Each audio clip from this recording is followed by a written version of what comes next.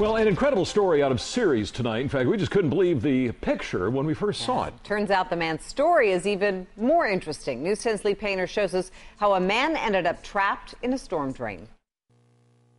I was concerned, but I was laughing. It was so funny. What first appeared to be a comical drunken mistake to neighbors was actually a life-threatening attack, according to the man who was found like this early Thursday morning. What we first learned from Ceres police was that of a bizarre rescue at 2:30 in the morning.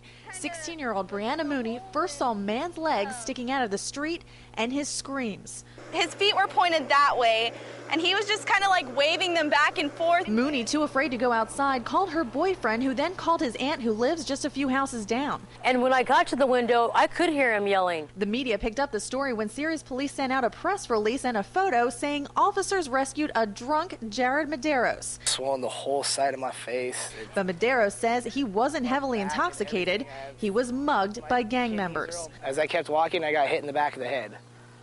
And then I got up, and then me and one other guy started fighting, and then I got hit by a bunch of other guys. 4 men took his neck chain and repeatedly kicked him on the ground, and the gang threw his phone into the drain. My head was bleeding, and I started shaking once I realized my head was bleeding. I don't know why, but I started shaking, and then I went for my phone.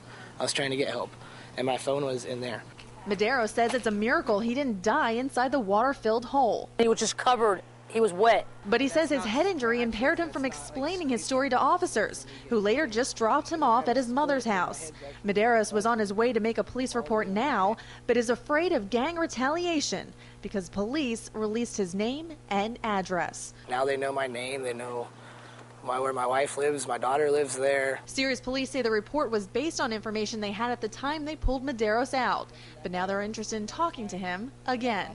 In Ceres, Lee Painter, News 10.